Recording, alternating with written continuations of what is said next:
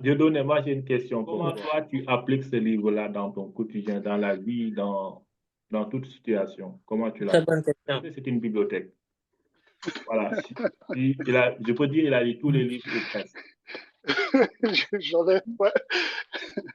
Bon, j'ai juste appliqué la méthode du code Simon, c'est-à-dire il faut lire, il faut lire, il faut lire, il faut lire, il faut lire jusqu'à être saturant. Le livre en lui-même, il reste toujours un mystère. À chaque fois on Mhm. le lit, on découvre de nouvelles choses. Mhm. Mais merci Vianney pour le résumé. Et en fait, ce que j'aimerais ajouter, il y a toujours quelque chose à ajouter. Mhm. C'est, en fait, j'ai noté, c'était que désirez-vous le plus au monde, en fait. Mhm. En fait, pour construire une maison, il faut une base. Mhm. Et la base, ici, c'est le désir, comme il le dit. Le Mhm. désir, c'est le socle de tout. À partir de là, on construit tous les éléments. Et là, il nous donne les outils, c'est-à-dire la pensée. Il faut contrôler sa pensée, l'autosuggestion et toutes ces choses qui nous permettent de construire petit à petit notre édifice. Donc, en résumé, c'est ça, quoi. Je me dis, si on sait déjà ce qu'on veut faire et on sait où on veut aller, et tout se fera, en fait, on aura déjà notre vision et on suivra juste le chemin. Mais le chemin, il n'est pas droit, il n'est pas lisse, il est tel qu'il sera, mais le seul truc qui doit rester dans notre esprit, c'est le but à atteindre. C'est tout. Et nous sommes en train de le faire grâce à ce groupe F50. Merci. En résumé, c'est un peu le livre. Vianney a déjà fait tout le gros des gros. Merci Vianney pour ce magnifique résumé et merci Ouais. encore.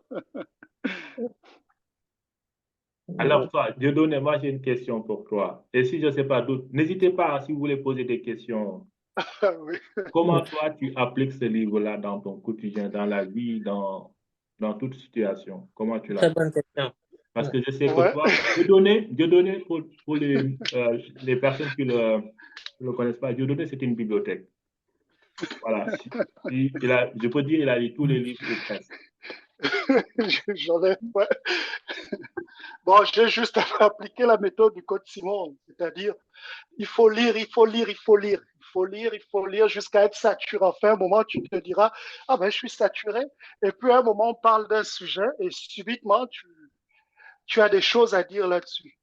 Revenir à la question que tu m'as posée, comment je l'applique.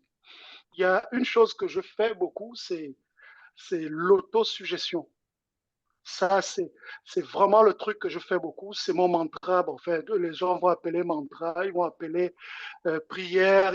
En fait, c'est ce que je fais beaucoup. Je fais beaucoup. Je me note des objectifs et puis je les répète tout le temps. Le matin, quand je me lève, à midi, je le répète. Le soir, avant de dormir, en fait, je me donne un nombre de fois de le répéter. Je peux le répéter. Je me dis, bon, cette phrase, c'est une nouvelle phrase. Bon, je la connais pas trop. Donc, je commence à la répéter peut-être 10, 20 fois le matin, 10, 20 fois à midi, 10, 20 fois le soir.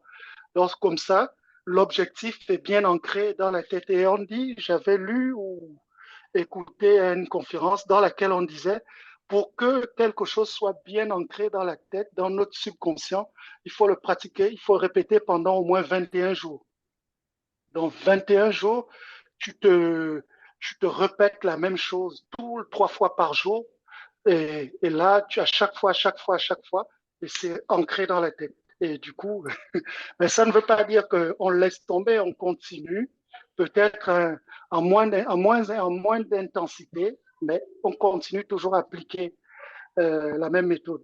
Et c'est ce que je fais tout le temps. Et franchement, ça me permet de ne pas me disperser les idées, de ne pas avoir des idées dispersées, de me les rappeler tout le temps. Quand je commence à penser ou à faire autre chose, je reviens dessus parce que je l'ai répété le matin.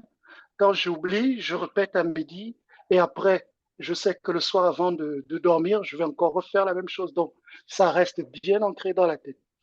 Et puis, j'utilise aussi la fameuse méthode des 3-6-9 de Tesla aussi, de Nikola Tesla.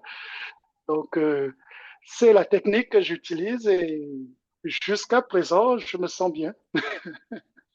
Je me sens bien. Donc, il faut bombarder le subconscient, en fait, et enlever toutes nos croyances limitantes, là. Pour les enlever, il faut utiliser la même méthode.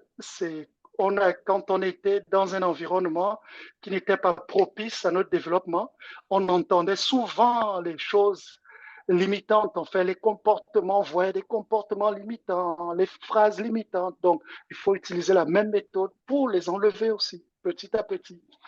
C'est tout. Bon, Alors, tu nous as parlé de la méthode Tesla 369. Alors, elle consiste à quoi cette méthode-là? Est-ce que tu peux le partager, développer un peu pour nous? Et moi, par rapport à l'application de ce livre, je me sers en fait des exemples que donne l'auteur dans le livre. Par exemple, au niveau du désir, en fait, en lisant le chapitre sur le désir, à chaque fois, en fait, ça renforce mon envie de réussir. L'exemple de ça, si on prend Henry Ford, qui voulait à l'époque un moteur V12, et il débarque d'un seul coup dans l'usine, il dit, OK, essayez de faire un moteur V12 avec les instructions qui suivent. Les ingénieurs lui ont dit tout court, bah non, c'est pas possible, on ne peut pas le faire, on ne sait pas le faire. Il dit, je le veux et je l'aurai.